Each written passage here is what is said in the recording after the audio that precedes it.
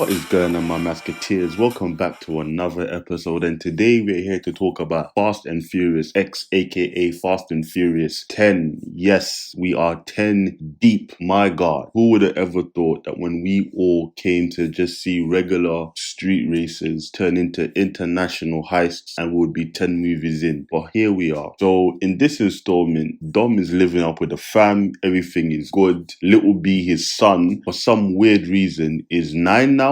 This is the thing I have to say just real quick. The timelines in these movies is just wild. Because last movie, he was a baby, like pushing no more than 2. Now he's 9. But the previous movie only came out like 2 years ago and it's in present day. So again, I don't know how in 2023 this kid shut up. He must have been drinking that flipping injector fluid in his baby formula or something, but is what it is. I digress. Let me get back to it. Like I said, Dom is with the family. Everything is going good. And you know, in true Fast and Furious style, it can never last long. Now, we've got a new threat, and this threat is Dante, played by Jason Momoa. Dante is the son of one of the villains from one of the movies, the one which is based in Brazil. You know, the one where they stole the safe and they were just whipping that bad boy all through the streets of Rio. Yeah, he's that Donnie's son, and he's out for revenge. As you know, they killed his dad, and he decides that he is going to be the one to take Dom out. And the only way to really hurt Dom is by going after family.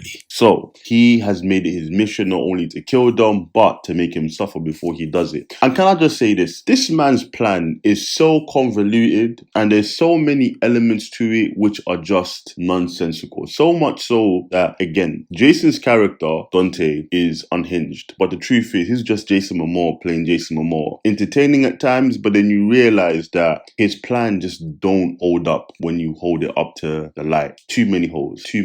He essentially is coming for the whole of Dom's fam, and he's decided to separate them and then conquer. But he don't do a lot of conquering. Let me just say that. He does a lot of separating, but no conquering. And he first starts off by attacking Therese Sharon's whole establishment, you know, the one who's been the main antagonist for like the past 4 movies. He targets her by going after all of her tech so that he can essentially hack into the world's government and spy on Dom. Again, I don't know how a mechanic who used to do illegal street races is now top of the list when it comes to espionage and a whole bunch of madness. He decides that he's going to frame them by giving them some false intel so they go do a job. Now, the person who was in charge of this particular mission, Tyrese, aka, what more do you want from me?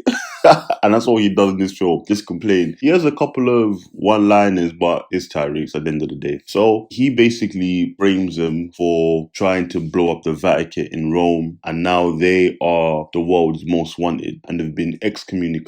Even the agency what they work for believe that they are responsible, even though, again, there were so many people in the agency that were involved that knew that Dom and his team had been set up, but I don't know, they disappeared. They've been framed for that job, and so they're on the run. Dom needs to go into hiding. Letty gets captured. She's been moved to a black site, and Mr. Nobody has gone missing. No one knows where he is. So there's been a new changing of the guard, and there's now a new Mr. Nobody who's in charge of the agency, and he believes that Dom is responsible. So he's made his mission to track him down. All of that is going on. There is a whole bunch of action with cars. That's the highlight of this. It's just the action. You have to go into this film turning your brain off. I can't even lie to you. There was so much going on that at a certain point, you just kind of get numb to it all, because I found myself at moments literally just drifting off. I couldn't follow the story too tough, and Fast and Furious, it's not story based. Feel me? It's for the cars. In this film, it's got a lot of action, which is good, and everybody is just there, essentially. The cars are the main star, along with Vin Diesel, but he ain't really even a star. I can't even lie to you. This film was very much Dom-centered, and I feel like Dom is the driest part of this franchise now, because again, he's just like the simple one-liners, family, believe, and he keeps on pulling off the impossible. And again, it's cool in a sense, but there's no sense of real danger when it comes to Dom. That's the problem. And that's where, for me, I even felt that Dante as a villain failed, because no matter what he did, he just can't beat Dom. And when you can't beat him, it becomes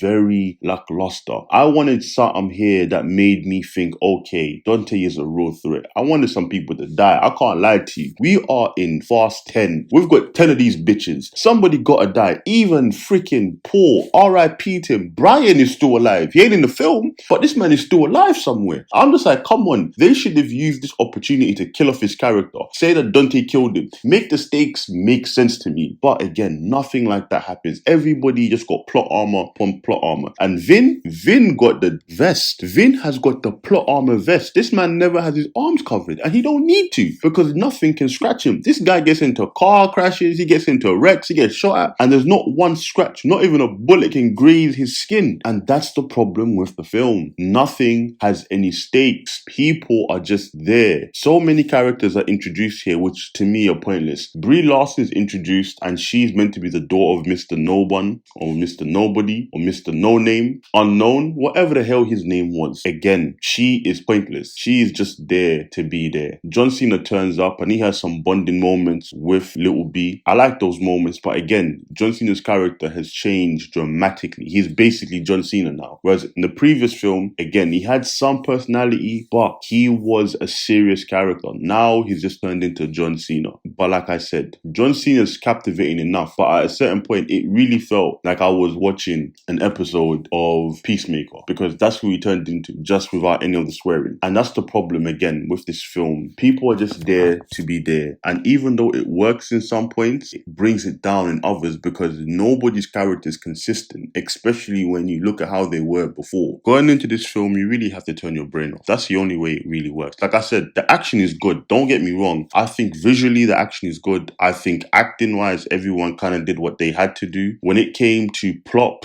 nonsensical. Don't even bother trying to follow this film for the plot. Ludacris and Tyrese still having dumb arguments which don't really make that much sense, but again, that's their dynamic. So it's not even a case of where it evolves over time. It's literally the same, and that's the problem. Everything is repetitive.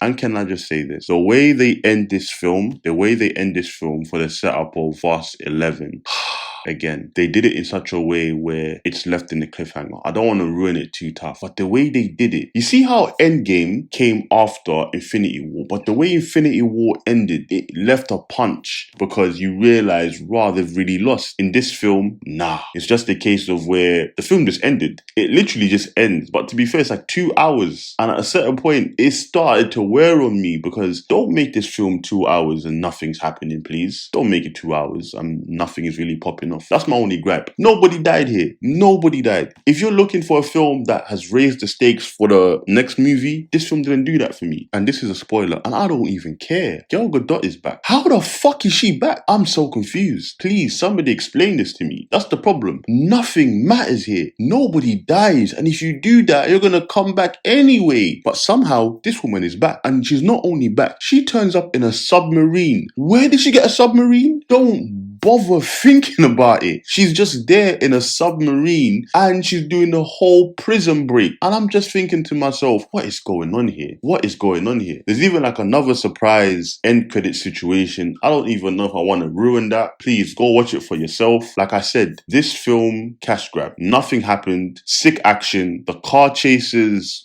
but overall, it's just like a summer blockbuster. It's not entertaining to me anymore. I've seen this done so many times to the point of where I'm fatigued. I'm literally fatigued. Please, can we do something different? This film, I'm going to give it a 5 out of 10. There's going to be people here that like it, and that's cool for you guys. I get it. I don't really get it, but each to their own. I don't judge. I do judge. Just a little bit. The film for me was a 5 out of 10. The action was good. After a while, I started to get very bored. Those were my thoughts and my opinions. Please let me know what you thought of the film in the comments below. Pop off and let's get this conversation rolling. Like, because it does help me on the algorithm side and it helps the channel grow. With that being said, like, comment, subscribe, and I will see you at the next masquerade. Peace.